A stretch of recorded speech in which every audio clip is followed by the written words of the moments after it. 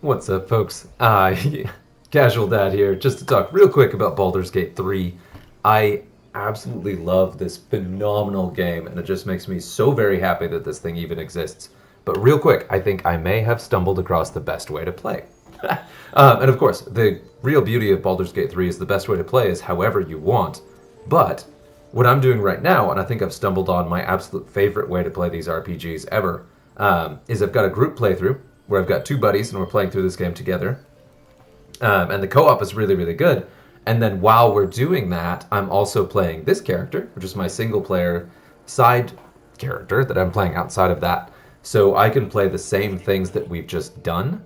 Um, yeah, just to, because just to break it down, like when you play multiplayer, combat in particular, your characters can all act independently.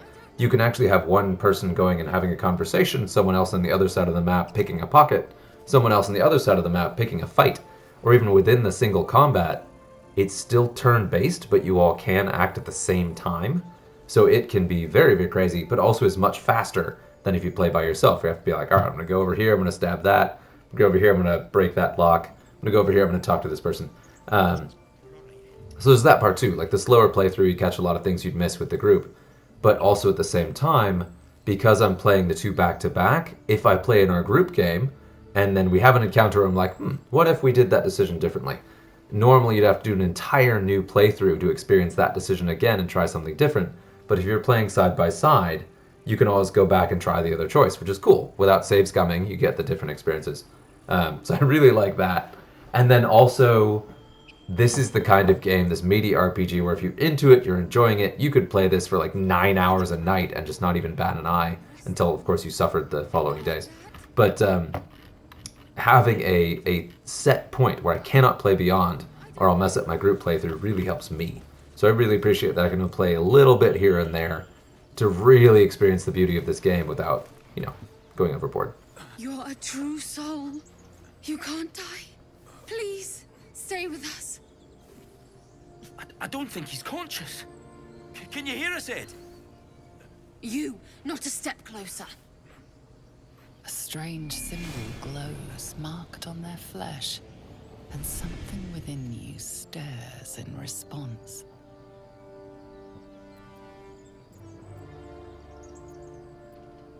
Oh, that's a weird response. Okay. My medicine is not good. We'll see. Wow, nice.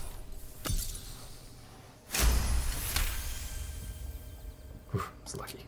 He's hurt badly, and Owlbear got him deep. If there's anything you can do... I'm watching you. The injured man locks eyes with you. A familiar squirming churns in your head. Your minds intertwine. You see his siblings, Andric and Brenna, new recruits, yours to shepherd. Protect them. He is a true soul. Mind him. He will. He.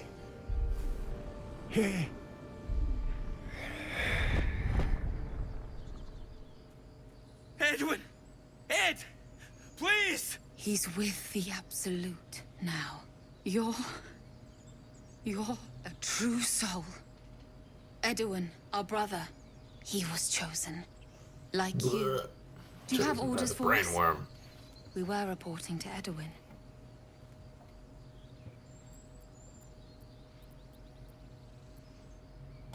What? And just... leave Ed? I suppose he'd want us to go on. Find a way to honor his sacrifice.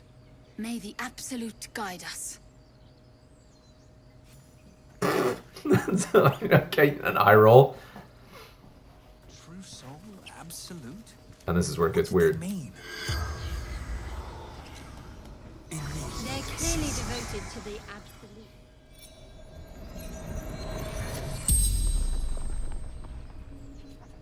The corpse regards you lifelessly.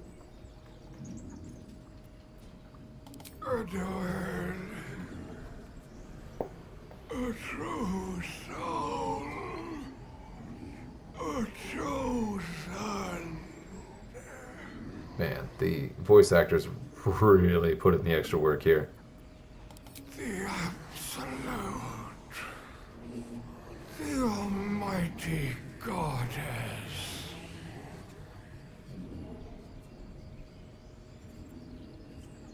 Do not fight her. Power. Such power.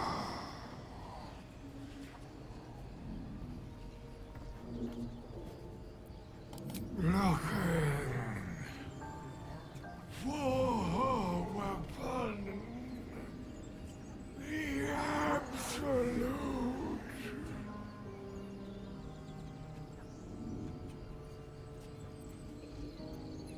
Crashed from the sky. Taken by infidels. The spell's power wanes. You can ask no more questions.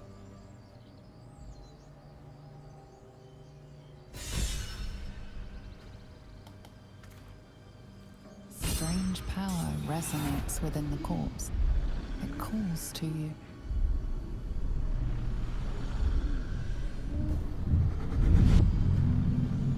Your limbs move of their own accord. There's something of value, something your mind craves. Why let its host's memories go to waste? The tadpole has absorbed it all. Its experience could nourish you, strengthen you.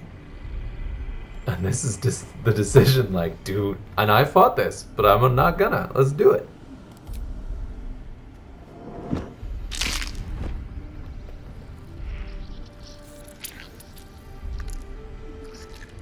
Ugh.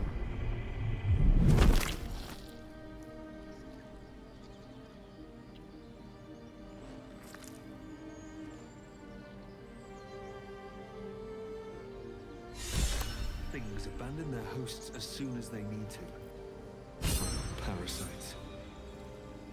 Okay. I guess we'll see how that. Ugh. I guess we'll see how that factors later. Although that seems like a really positive thing. So, anyway, yeah, God, what an experience! So happy. And just to talk about it real quick, I mentioned that this. Oh, yeah, I've just entered stealth mode.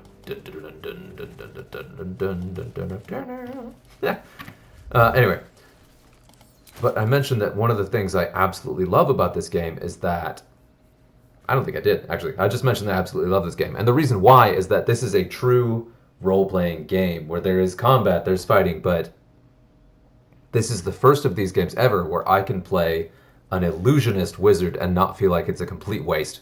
Because in every single RPG ever, they've always promised you could play your way, whatever. But 90% of the choices you could take are totally overshadowed because they're very combat-based and they just give you such an advantage in all of the fights. But this, there's so much utility, there's so much talking, there's so many different ways to play that I can play a character that's not absolutely combat-focused and really get a ton out of the different things I'm putting points into. So I absolutely love that. I finally get to live my weird fantasy of the gnome wizard who becomes a monster hunter, Jinx McVie, illusionist extraordinaire. Yeah, so love it. This is really cool. And that's it. I'll keep this short. Yeah, try it for sure. And I am really enjoying that play with your buddies and then also play solo for all the reasons I mentioned before. It's such a great way to play. Anyway, let me know what you think. Until next time.